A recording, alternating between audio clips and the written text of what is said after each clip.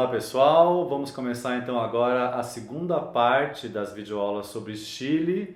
Nós vamos tratar então sobre todas as regiões produtoras do vinho chileno, começando desde lá do extremo norte do Chile, no Vale do Atacama, até o extremo sul, na região dos lagos do Vale de Osorno.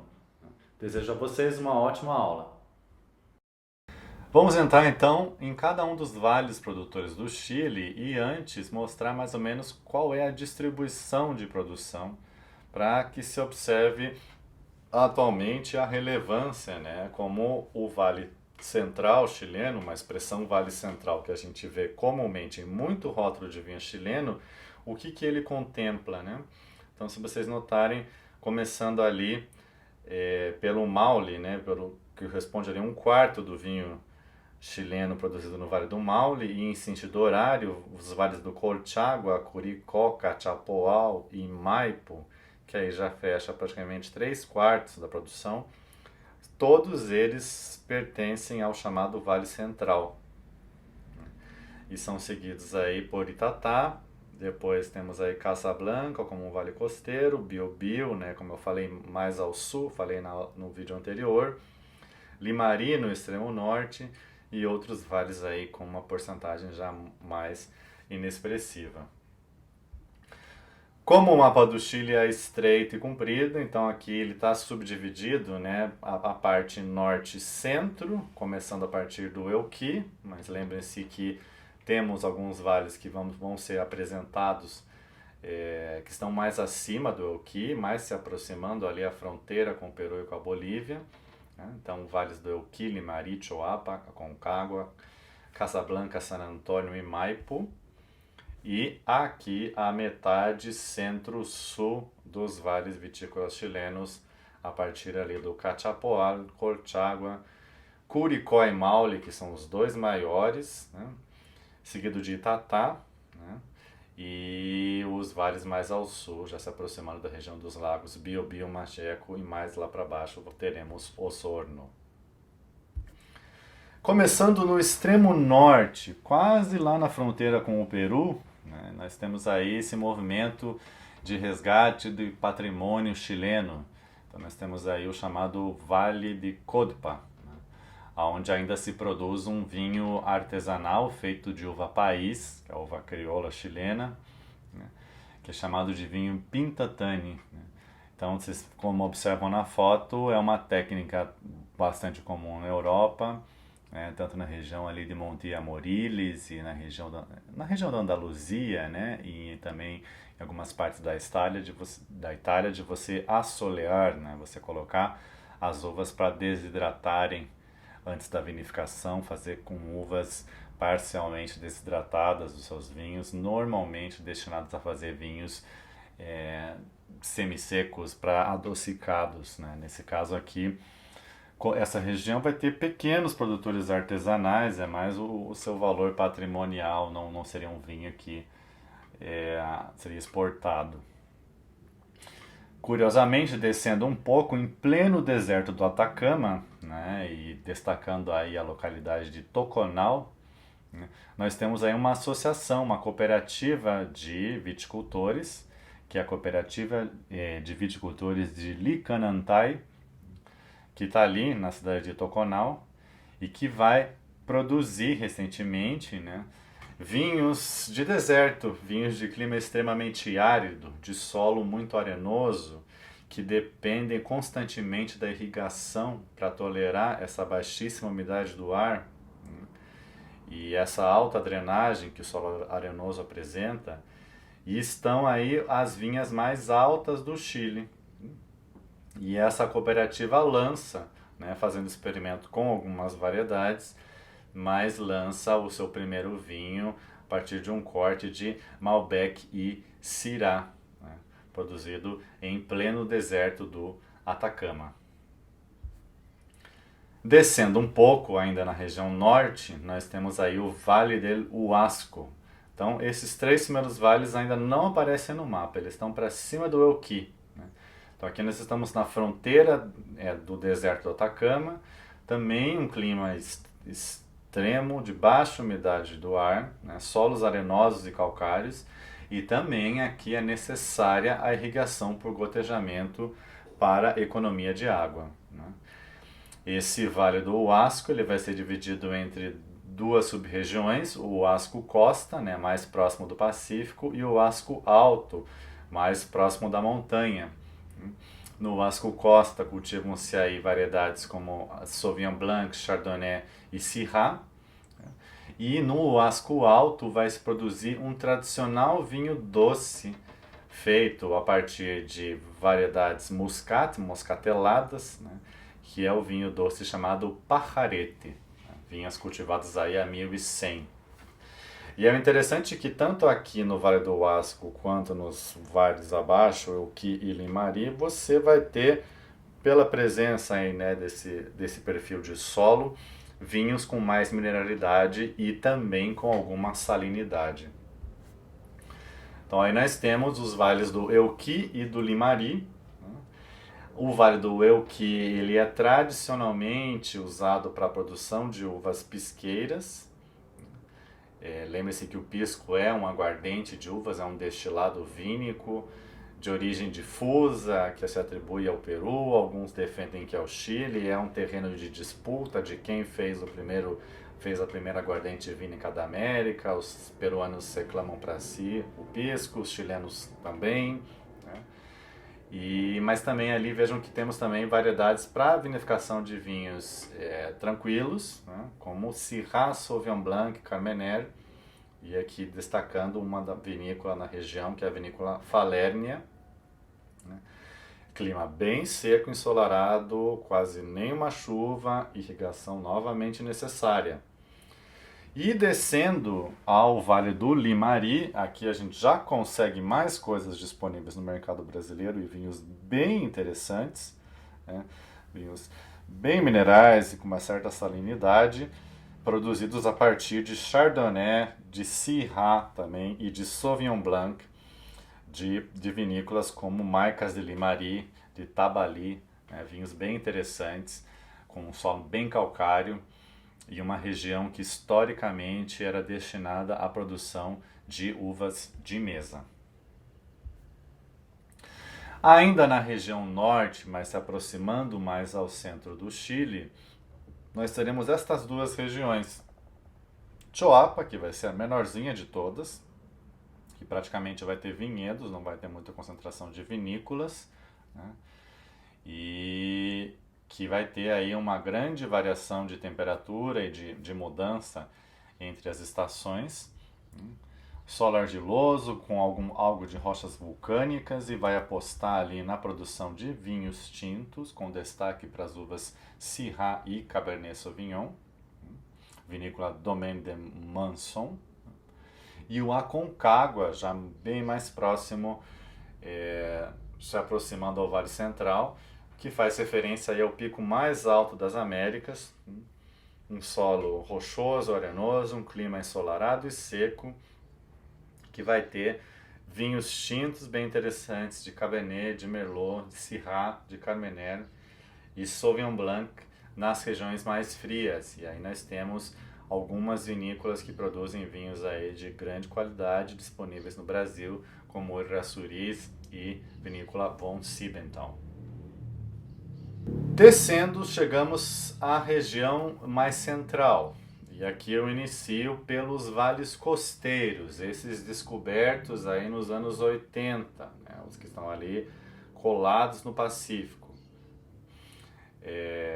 que vai ter uma influência oceânica intensa, muito vento fresco, soprando o tempo todo, e que vai ser a variedade apta para a região apta para variedades de clima frio, que vai mostrar que o Chile não só faz tintos interessantes com cortes, né, das Cabernets, da Carmener, da Syrah, da Merlot, né, mas que é um país também que pode produzir brancos referentes em Sauvignon Blanc, Chardonnay e tintos mais delicados e mais frescos de Pinot Noir. E o vale que lidera a descoberta da região costeira central é precisamente o Vale de Casablanca. É uma região com solos graníticos, com argila e areia, e que vai ter aquela neblina durante todas as manhãs, como foi mostrada no vídeo anterior, né? E ventos fortes ao entardecer, um baixo regime de chuvas, né? E vai concentrar o Vale de Casablanca ainda tem uma quantidade de vinícolas que fazem vinhos de linhas médias, mas quando nós vimos para o Lleida, San Antônio, outro vale costeiro, nós vamos ter muita produção de vinhos de alta gama, né? Então aí temos vinícolas conhecidas no mercado brasileiro como Veramonte, Morandé, Casablanca, Quintai, Casas del Bosque, Loma Larga, Bodegas Ré, né, os seus vinhos de alta gama, e Emiliana com os seus vinhos orgânicos. Como eu falei, o maior projeto, a maior extensão de vinhedos de vinhos orgânicos, né, do mundo está aí no Vale de Casablanca, né? Lembrando que a Emiliana é o projeto orgânico aí. Temos aí dois personagens muito importantes da enologia chilena, né, que vão mostrar para o mundo que o Sauvignon Blanc chileno deve passar a entrar nas cartas de vinhos brancos do mundo todo e deve ser considerado como uma referência em Sauvignon Blanc, junto com os Sauvignon Blancs do Vale do Loire, com os Sauvignon Blancs de Bordeaux, com os Sauvignon Blancs da Nova Zelândia, né? Que a Marilu Marin, que vai fazer o primeiro Sauvignon Blanc de alta gama, que vai ser muito bem avaliado e pontuado internacionalmente, e o Paulo Morandé, que eu já citei ele já algumas vezes e hoje leva a cargo, né, a Bodegas Ré, mas é quem insiste lá nos anos 80 neste vale, né, que hoje em dia é um senhorzinho aí muito simpático, que já está bem velhinho e faz uns vinhos fantásticos sobre essa marca aí, Ré. O Vale de Casablanca, ele tem uma questão importante a ser cuidada, que foi o que dificultou o começo da viticultura no local, que são as geadas tardias na primavera, né? Como solucionar isso? Em algumas regiões, a maneira mais tradicional seria atar fogo, né, nas fileiras, seja colocando fogo em latões, ou seja fazendo fogueirinhas entre as fileiras de vinhas, mas o Chile adota, né, as vinícolas que têm mais um capital para isso, adotam essas espécies de hélices que vocês veem ao fundo desta imagem do vinhedo, que essas hélices vão fazer? Elas vão fazer circular o ar e vão também injetar um pouco de vapor quente, impedindo que se congelem os brotes, se queimem os brotes durante a época de brotação, que normalmente coincide com a primavera. Ainda na região costeira central, nós temos um novíssimo Vale de San Antônio, ou Lleida, né? Vocês podem encontrar vinhos dessa região sob esses dois nomes. E era uma região que é portuária, que não tinha água potável até 1997, que finalmente é canalizada aí do rio Maipo. Os primeiros vinhedos são plantados aí em San Antônio em 1998. A primeira safra é de Pinot Noir, né? É uma região que tem como característica uma mistura de argila vermelha e granito, uma região mais úmida, uma região também com bastante vento e que vai ter também, né, trabalhar com uvas Pinot Noir, Sauvignon Blanc, Chardonnay, né, Riesling, né, e que vai concentrar aí, sobretudo vinícolas focadas em vinhos de alta gama, como a Vinha Lleida, como a Matetic, né, que aqui nós temos a sala de barricas e fudres e ovos de concreto da Vinha Matetic, a Maina também, é super tecnológica, né, e com vinhos de alta gama, e a Casa Marin, da Marilu Marin. Outro fenômeno que se observa nessas regiões costeiras, né, e que eles encontram vantagem trabalhando com essa técnica, com a Sauvignon Blanc, com a Pinot Noir, mas não só com estas, né, é produzir vinhos de parcelas únicas. Então, observem na foto os vinhedos em mosaico, né? Então vocês têm ali orientados e divididos em parcelas, que hoje em dia ilustram os rótulos de muitos vinhos, né, que seriam os single vineyard. Seria uma ideia de classificação de parcelas do vinhedo pela sua qualidade excepcional.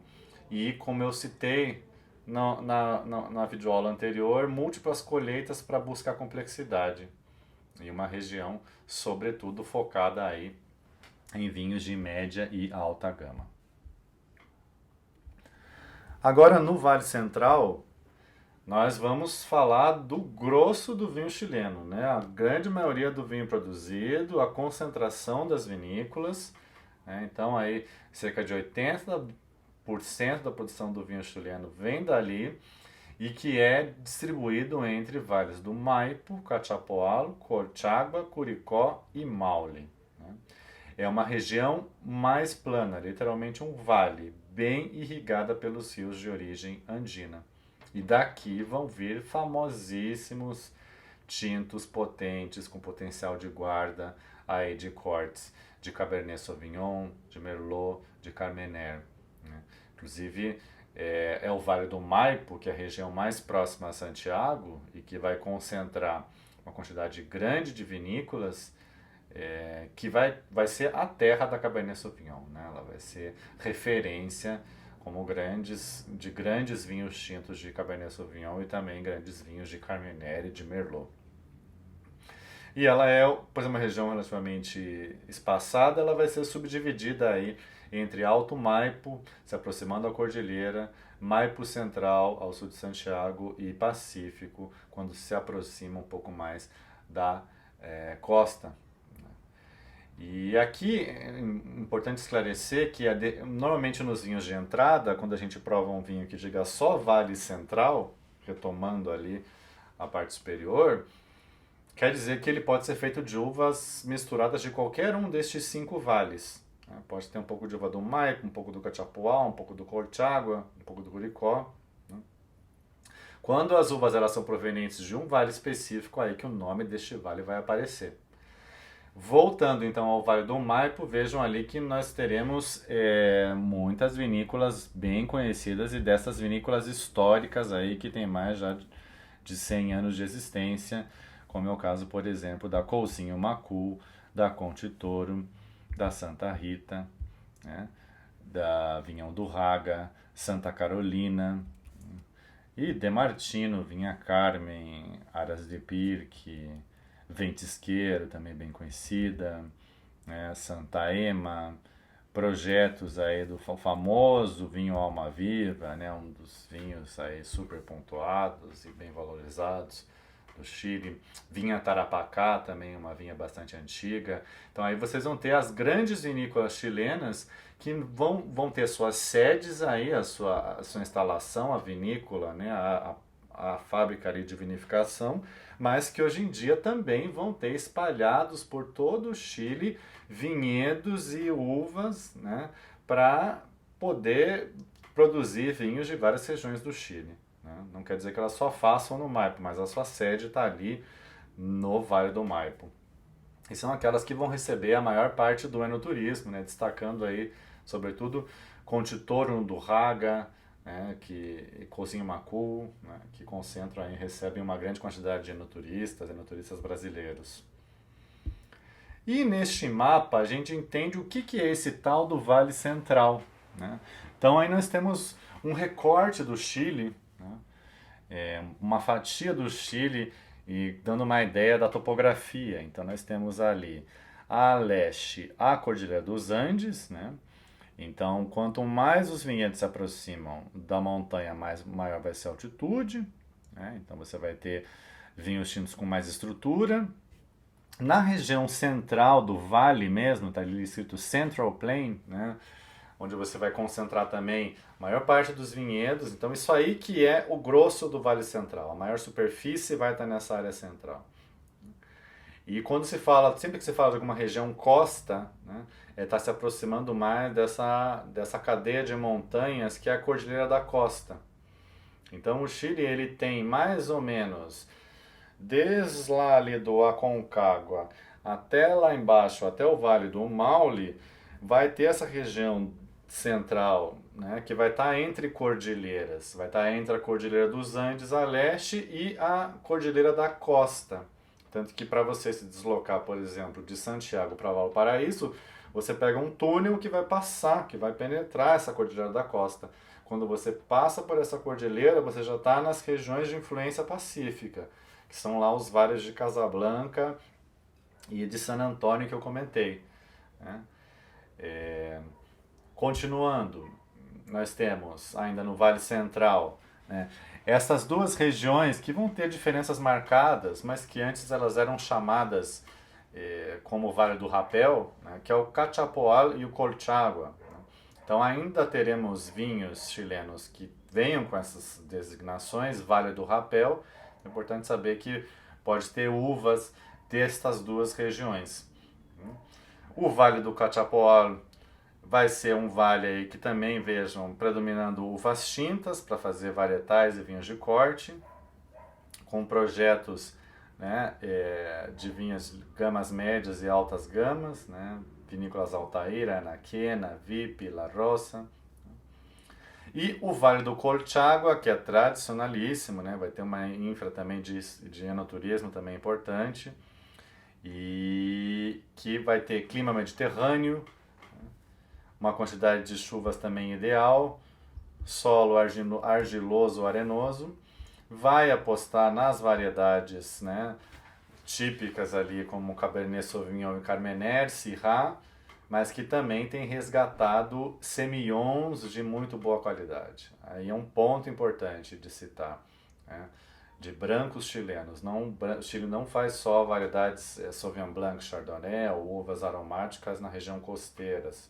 O Chile também produz semillons de muito boa qualidade.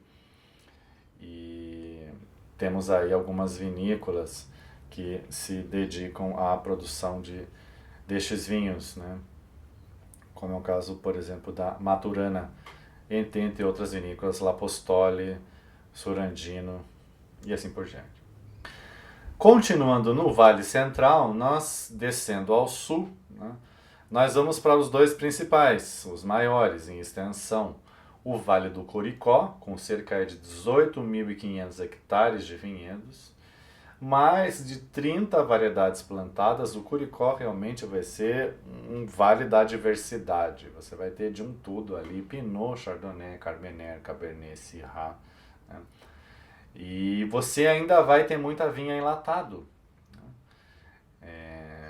Consegue-se uma qualidade muito boa de vinhas enlatado em pé franco, com uma produtividade maior por hectare do que outros países, justamente pelo sistema latado, e com uma qualidade mínima melhor.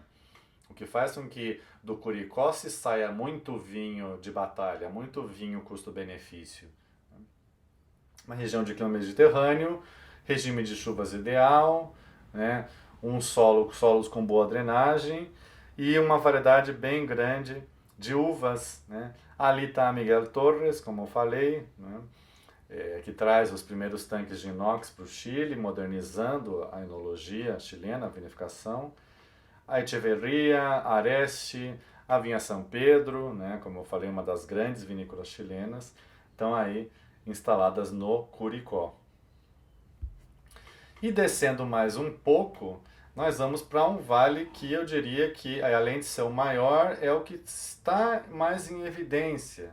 Por ser dos vales da região central, aquele que está mais ao sul, porque eu diria que o sul está bastante em evidência, né, se for pensar.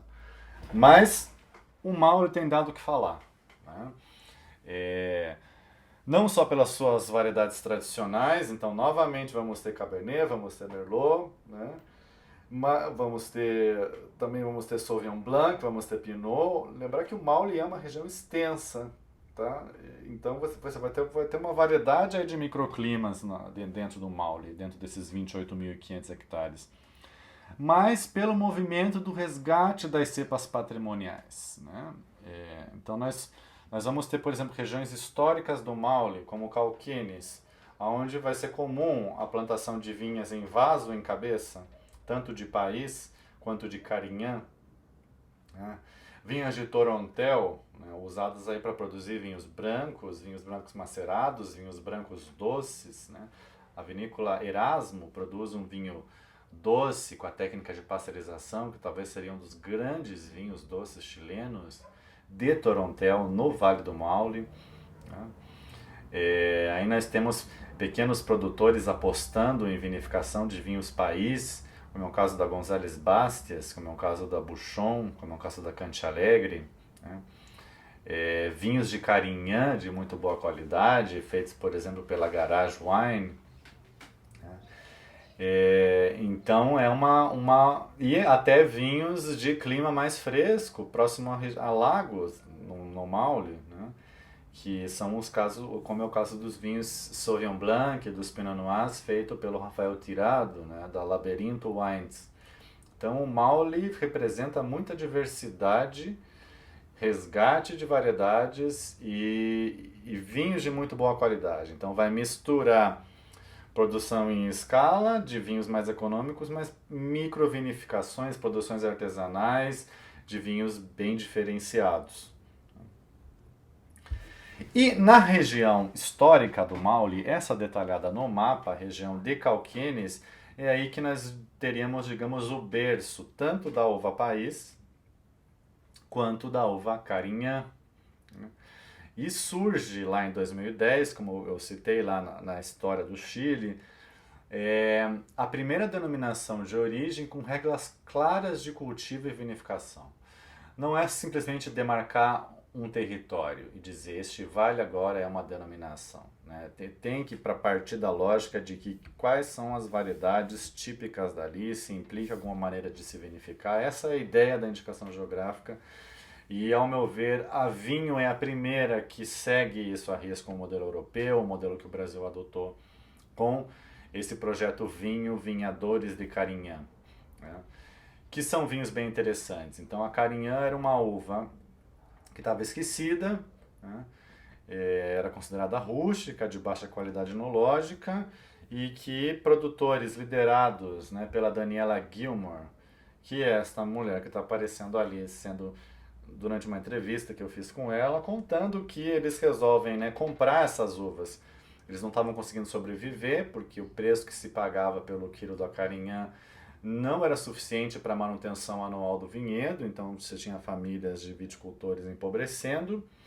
Eles resolvem comprar essa uva, produzir, se reúnem com vinícolas locais, produzem um vinho de muito boa qualidade, que é muito bem avaliado, e a partir daí que eles passam a prestar atenção de novo no Maule, passam a prestar atenção sobretudo no Cauquenes e para essa uva. E que a valorização, o quilo da Carignan passa a subir, né? E garantir uma sustentabilidade desses produtores, justamente garantindo que se mantenha uma viticultura tradicional ali e não se acabe vendendo terra, né? Porque essa região do sul do Chile é uma região que sofre constantes ameaças de indústria madeireira, de áreas de reflorestamento, de incêndios, né, provocados aí pelo esse desequilíbrio que se dá com o reflorestamento de pinos e eucalipto, árvores que não são nativas dessa região do Chile, mas que predominam, né, em monocultivo, sugam os recursos hídricos, são estopim para incêndios. Então você tem aí um movimento de resistência, né? Muitas de pequenas vinícolas cultivando o país, cultivando o moscatel, cultivando o Carignan, né? Ou não vinícolas, mas também só de viticultores que vendem suas uvas para estas vinícolas.